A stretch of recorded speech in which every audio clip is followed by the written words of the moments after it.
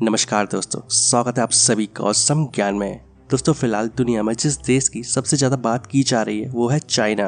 और देखा जाए तो चाइना ही वो देश है जहां से कोरोना वायरस की शुरुआत हुई। और आज वही कोरोना वायरस दुनिया में 2 सालों से तबाही मचा रहा है। और कोरोना वायरस को लेकर चाइना पर अब तक काफी सारे आरोप लग चुके हैं, जैसे कि कोरोना वायरस चीन की वुहान शहर की लैब से निकला है और ये उसका एक जैविक हथियार था।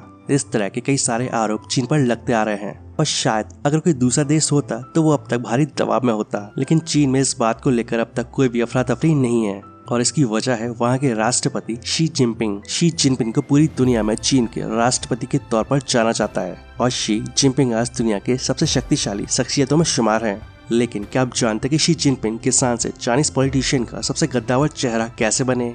वैसे की कहानी बेहद दिलचस्प है। तो चलिए आज के इस एपिसोड में जानते हैं कि शी जिनपिंग चाइना के सबसे ताकतवर नेता कैसे बने। बट वीडियो शुरू करने से पहले आपसे एक रिक्वेस्ट करना चाहूंगा कि अगर आप इस चैनल पर नए हैं तो इस चैनल को सब्सक्राइब कर बेल आइकन जरूर दबाएं, जिससे कि आपको हमारे आने वाले वीडियोस के नोटिफिकेशन मिलते रहे। तो चलिए शुरू करते हैं। दोस्तों, शी जिनपिंग के पिता शी झांगशुआन एक क्रांतिकारी कम्युनिस्ट नेता थे। दोस्तों, 15 जून साल 1953 में बीजिंग में जन्मे जिनपिंग ने अपनी जीवन की शुरुआत से ही 2 अलग अलग चीजें देखी, खेती किसानी और क्रांति। 60 के दशक में चीन में सांस्कृतिक और औद्योगिक क्रांति का एक तूफान सा आया हुआ था और उस समय जिनपिंग की उम्र 15 साल थी। और उसी समय उनके पिता ने खेती करते हुए स्थानीय लोगों से जुड़ने के लिए लियांगा जियाहे भेज दिया और इसके लिए उनका स्कूल छुड़वा दिया गया। और वहाँ की पीली मिट्टी में काम करते हुए जिनपिंग ने जल्दी स्थानीय जमीन पर अपनी पहचान बना ली।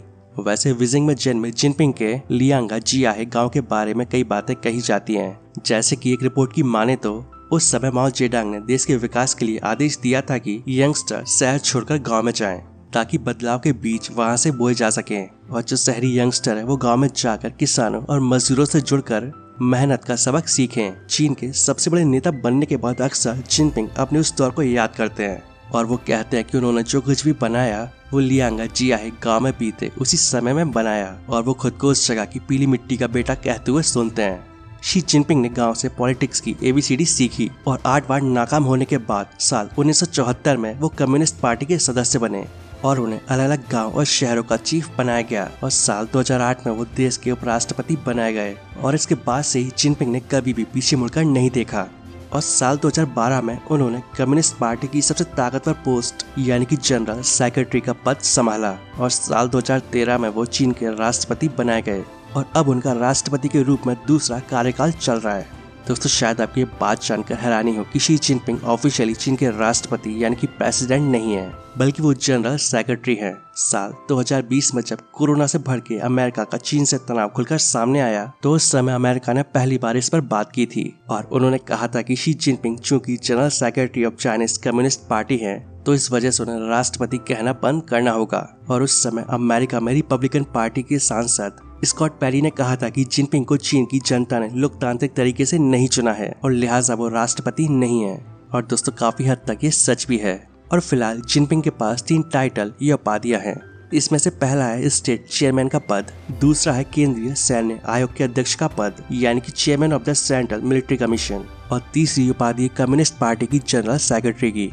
और इनमें से कोई भी उपाधि चीन के प्रेसिडेंट के इक्वल यानी कि समान नहीं है। और यहाँ तक कि खुद चाइनीज मीडिया जिनपिंग को उनकी पार्टी के लीडर के नाम से संबोधित करता है। और वही अमेरिका सहित अंग्रेजी बोलने वाले सारे देश यानी कि वेस्टर्न कंट्रीज और साथ में एशियाई देश भी अब देखा देखी शी जिनपिंग को चीन का राष्ट्रपति कहने लगे हैं। दोस्तों, इनका विरोध चाहे जितना भी हो, लेकिन फिलहाल शी जिनपिंग चीन के राष्ट्रपति के तौर पर ही पहचाने जाते हैं और वो बेहद ताकतवर है, इसमें कोई शक नहीं है। और वो अपने देश में खुद को किसान की संतान के तौर पर दिखाते हैं और जन नेता की तरह वो चीन की गलियों में घूमते हैं, वहाँ के लोकल फूड खाते हैं और यहाँ तक कि वो बात भी इसी तरह से करते हैं। वो अक्सर गाँव में लोगों से मिलने जाते हैं और वो खुद को कम्युनिस्ट पार्टी के रईस और करप्ट नेताओं से अलग रख कर पेश करते हैं। हालांकि चीन ने एक कम्युनिस्ट देश के तौर पर अपनी छवि को काफी अच्छे से बुना है और शी जिनपिंग इमेज बिल्डिंग में महारथी हैं। उनके किस्से को इस तरह से काटा छाटा गया है कि पता ही नहीं लगता कि असलियत क्या है। वो वहाँ के स्कूल और कॉलेजों में अपने नाम से सिलेबस शुरू कर चुके हैं ताकि उन्हें हमेशा माओ के बाद चीन के दूसरे सबसे महान नेता के तौर पर याद रखा जा सके। और दोस्तों, यहाँ पर आपको ये जानना भी जरूरी है कि खुद जिनपिंग को अपनी स्कूल की पढ़ाई भी माओ के चलते ही छोड़नी पड़ी थी। वो 13 साल के थे जब बीजिंग के सारे स्कूल बंद हो गए थे और कल्चरल और औद्योगिक क्रांति की शुरुआत हुई थी। वैसे ये भी हो सकता है कि उस दौर की मुश्किलों का असर शी जिनपिंग की शख्सियत पर पड़ा हो और वो इस मुकाम तक पहुंच सके। अब वो सेंसरशिप करते हैं और यंगस्टर्स को चीन के लिए देशभक्त बनाने की कोशिश में है।